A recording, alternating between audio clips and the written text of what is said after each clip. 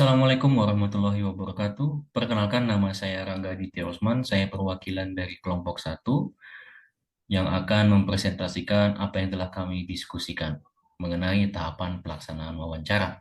Adapun anggota dari kelompok kami terdiri dari pertama saya sendiri, kemudian Romdania Kamila Ahmad, Jihan Salsabila Kodunal, Rehana Intan Aryani, Imamat Rojani Teokrasia. Baiklah, langsung saja saya akan memulai pembahasan mengenai tahapan-tahapan pelaksanaan wawancara.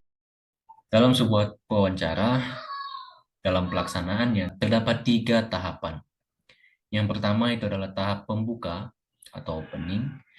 Kemudian yang kedua itu adalah tahap pertanyaan, yaitu adalah inti atau body daripada sebuah wawancara. Kemudian ketiga adalah tahap penutup, closing. 3 tahapan wawancara ini adalah suatu tahap yang harus dilalui, yang harus dimiliki oleh tiap proses wawancara dalam setting apapun, baik itu dalam setting klinis, pendidikan, atau bahkan industri, semuanya itu memiliki 3 tahap ini, semua wawancara. Nah, nanti mungkin yang akan lebih detailnya akan dibahas oleh anggota teman yang lainnya. Yang pertama dalam tahapan pelaksanaan wawancara itu adalah tahap pembuka ataupun opening. Nah, apa itu? Merupakan sebuah tahap di mana proses untuk dapat masuk ke dalam suatu interaksi terhadap interviewee. Nah, jadi dalam tahap pembukaan itu terdapat 2 tahap, 2 proses penting yang harus dikuasai dan juga harus dapat dilaksanakan dengan baik. Yang pertama itu adalah rapor.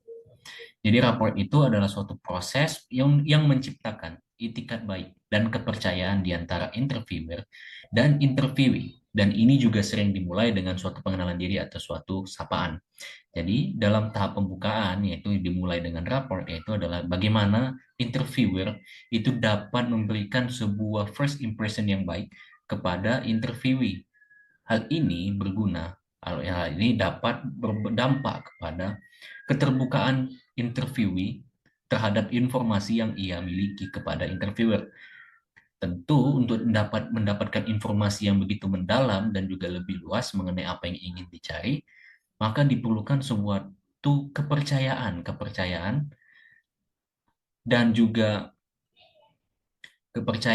sebuah impresi yang baik kepada interviewer, supaya interviewee itu dapat merasa nyaman dan juga merasa lebih leluasa untuk dapat memberikan berbagai informasi yang mungkin kita inginkan.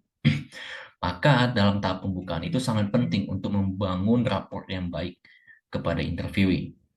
Ya, seperti contohnya mungkin dalam wawancara itu kita tidak langsung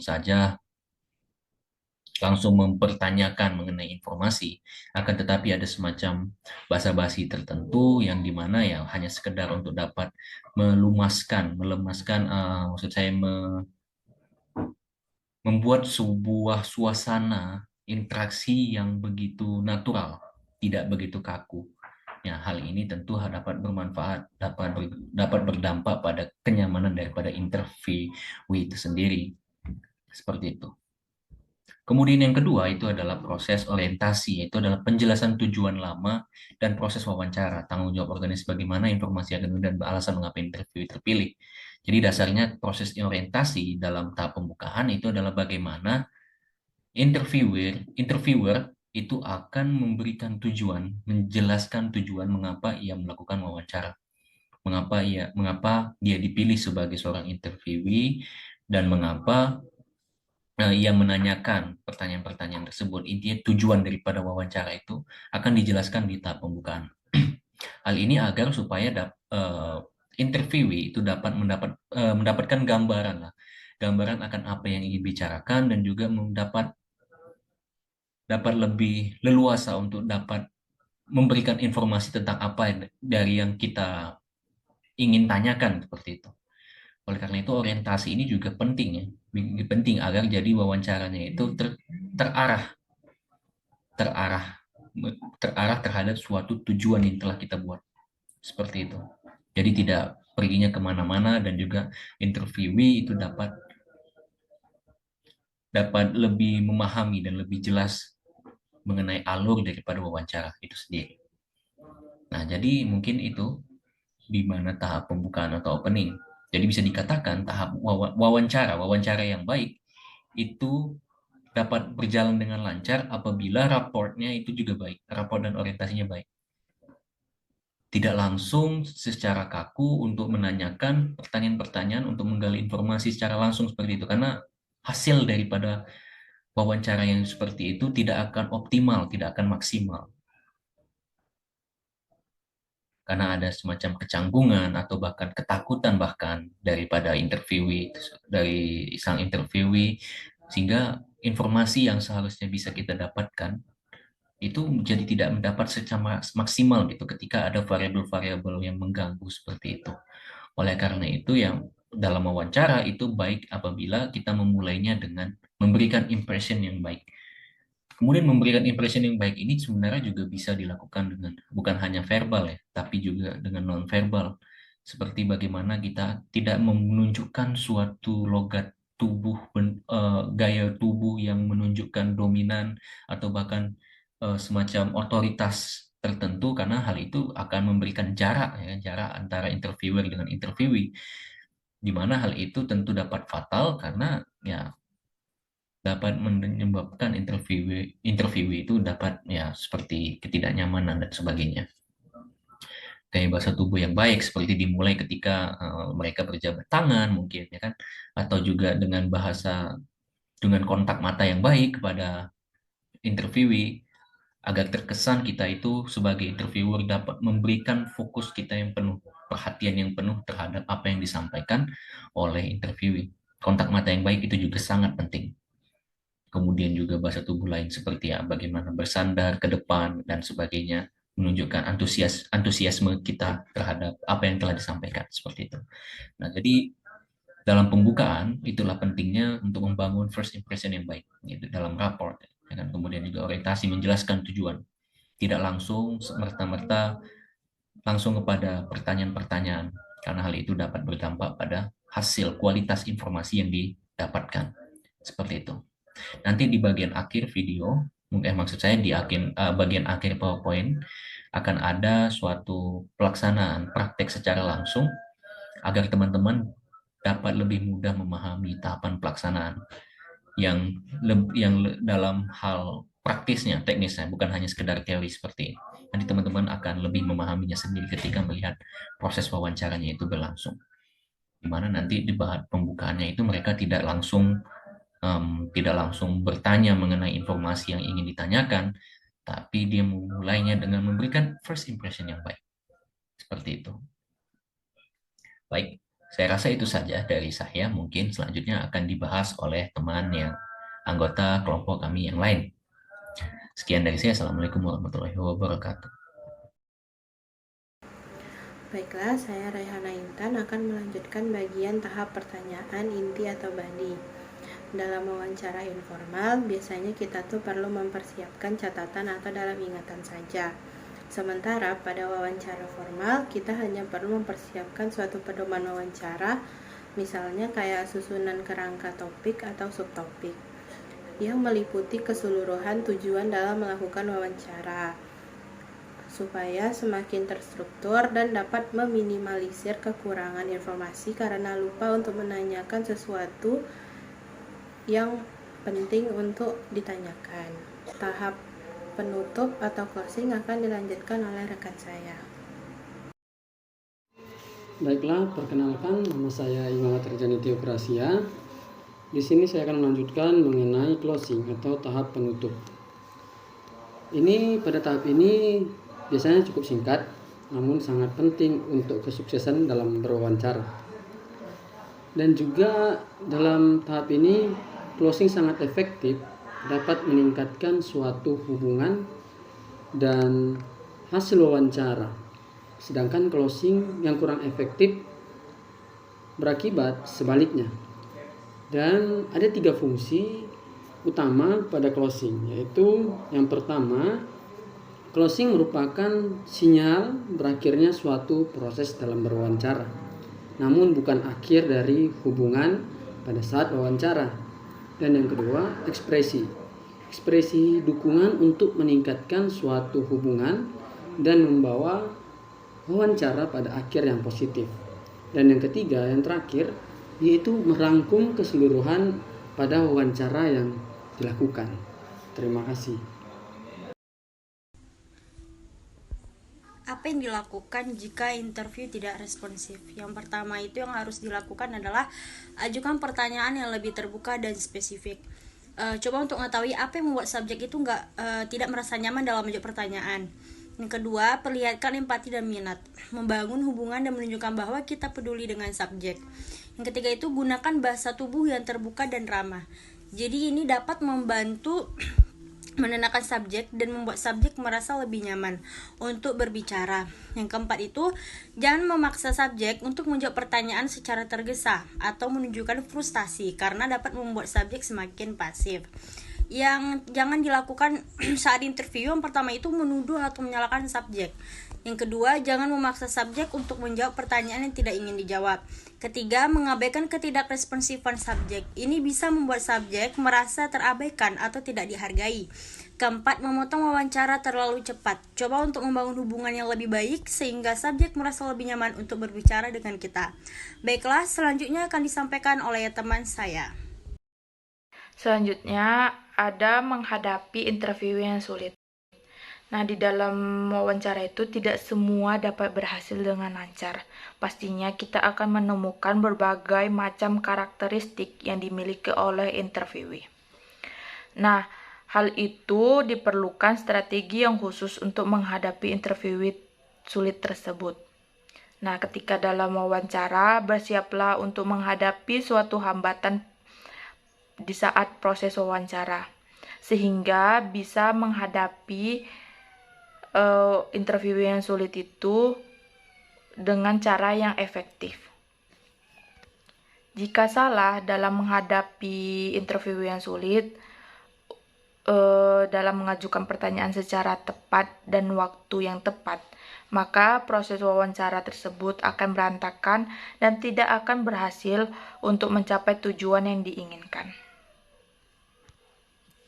Stewart and Cash mengemukakan beberapa tipe interview yang sulit dihadapi dan ada cara menghadapinya. Yang pertama itu ada interviewee yang sensitif. Nah, dalam proses wawancara atau mungkin yang sedang diwawancari menangis, kita sebagai interviewer harus memiliki rasa empati. Berikanlah interviewee waktu untuk menangis ataupun meredakan emosinya. Cukup diam sampai interviewee kembali tenang dan siap diwawancarai lagi dalam proses wawancara. Jika memiliki hubungan yang cukup dekat pada interviewee dan beberapa kali bertemu serta berkomunikasi, kita sebagai interviewer dapat diberikan sedikit sentuhan fisik yang dimana tetap memperhatikan etika, seperti memegang tangan ataupun mengusap bahu sebagai gerakan menenangkan dan menghibur interviewer. Sebagai interviewer harus peka juga terhadap interviewee yang telah mengalami kejadian yang kurang menyenangkan, dengan secara tidak langsung memberikan pertanyaan yang menyerang privasi interviewee. Kedua, ada interviewee emosional. Nah, seorang interviewer harus mengetahui dan dapat mendeteksi emosi seperti apa yang akan ditunjukkan oleh interviewee dalam wawancara berlangsung. Interviewee mungkin merasa kesal, marah, stres, jengkel, atau bisa saja takut karena sesuatu keadaan yang terjadi di luar kontrol dirinya sendiri. Nah, di kondisi demikian, pastinya interviewer yang sering menjadi sasaran pelampiasan perasaan yang dirasakan oleh interviewee. Hal itu, interviewer harus memberikan waktu dan kesempatan bagi interviewee untuk menceritakan masalah yang dialaminya. Jika hal ini terjadi, bisa melakukan pendekatan yang baik untuk mengetahui permasalahan yang dialami oleh interviewee. Bisa dengan cara mengajukan pertanyaan atau statement seperti, "Anda sepertinya marah, dan saya bisa merasakan kecewa dari pernyataan yang Anda kemukakan tadi. Apakah benar seperti itu?" Nah, itu bisa diajukan oleh interviewer ketika menghadapi seorang interviewee yang emosional. Ketiga, ada interviewee yang tertutup. Interviewee melakukan proses wawancara dengan interviewee yang tertutup. Nah, terhadap hal-hal tertentu, terutama terkait dengan masalah pribadi yang privacy, sebaiknya interviewer membuka percakapan yang tidak formal atau percakapan yang santai seperti memberikan pujian, memberikan pertanyaan yang tidak mengancam, dan banyak memberikan pertanyaan yang terbuka. Namun, jika pertanyaan terbuka dan interviewer tetap tidak memberikan suatu informasi yang mendalam, kita sebagai interviewer dapat memberikan pertanyaan yang tertutup dengan cara memberikan pertanyaan secara berurutan sampai interviewee siap untuk berbicara untuk memberikan informasi yang lebih dalam. Yang terakhir ada interviewee cerewet atau banyak berbicara. Nah, kebalikan dari interviewee tertutup. Ini adalah interviewee yang terlalu banyak berbicara atau bisa disebut dengan interviewee yang cerewet. Dalam proses wawancara, interviewee jenis ini memberikan jawaban yang panjang lebar dan bertele-tele. Nah, kita sebagai interviewer mempunyai tugas untuk mengarahkan dan mengontrol jalan proses wawancara. Nah, dapat dilakukan dengan cara memotong pembicaraan, namun dengan cara yang sopan.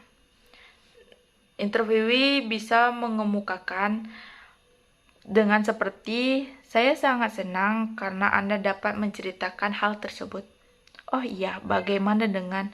Nah, itu salah satu cara untuk mengalihkan interviewee yang banyak berbicara dan untuk menggali informasi yang dibutuhkan. Nah, ini bertujuan untuk menghindari interviewee banyak berbicara panjang lebar dan bertele-tele dalam memberikan jawaban yang bukan relevan.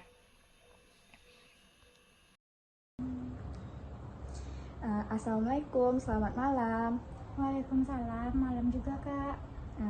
Perkenalkan, saya Romdania Kamila Ahmad dari mahasiswa Universitas Islam Riau, jurusan Psikologi, ingin mewawancarai Kakak untuk memenuhi tugas saya. Apakah Kakak bersedia? Bersedia Kak. Sebelumnya, apakah boleh Kakak untuk mengenalkan diri dahulu? Perkenalkan, saya Iva Latifa, saya jurusan Psikologi di Universitas Islam Riau. Baik Kak, sebelumnya wawancara ini akan saya videokan dan akan saya share di YouTube. Apakah boleh? Boleh Kak, silahkan. Langsung saja ya Kak, saya mewawancarai Kakak. Pertanyaan pertama itu, mengapa Kakak tertarik untuk masuk di kampus Universitas Islam Riau dan mengapa mengambil jurusan psikologi? Pertama, saya memutuskan untuk melanjutkan pendidikan di Universitas Islam Riau karena saya mendapat kabar dari orang-orang di sekitar rumah saya bahwa kalau UIR ini termasuk universitas swasta terbaik di Riau.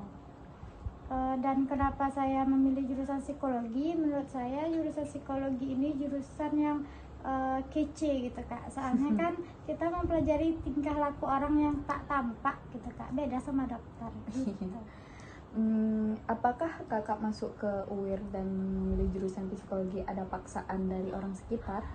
Alhamdulillah, untuk masuk psikologi tidak ada paksaan dari orang sekitar, ini murni dari keinginan saya sendiri Kak. Nah, dari psikologi itu apa yang Kakak ketahui dasar dari jurusan psikologi? Yang saya ketahui, seperti yang saya katakan tadi, jurusan psikologi ini mempelajari tentang perilaku seseorang, gitu Kak. Sejauh ini ada nggak merasa susah dalam menjalani kuliah sekarang? Bukan susah ya Kak, tapi lebih ke ekspektasi saya tidak Sesuai realita gitu Kak. Soalnya saya pikir ilmu psikologi ini tidak ada hitung-hitungannya, ternyata masih ada statistik. Saya punya kendala di mata kuliah statistik. Berarti tidak sesuai ekspektasi ya? Iya Kak. Dengan sesuai yang realitanya. Baiklah, segitu aja mungkin wawancara saya pada malam ini. Terima kasih Kakak udah meluangkan waktunya untuk malam ini. Ya, sama-sama Kak. Baiklah, sekian yang dapat kami sampaikan. Lebih dan kurangnya mohon dimaafkan. Saya tutup. Wabillahi taufiq wal hidayah. Wassalamualaikum warahmatullahi wabarakatuh.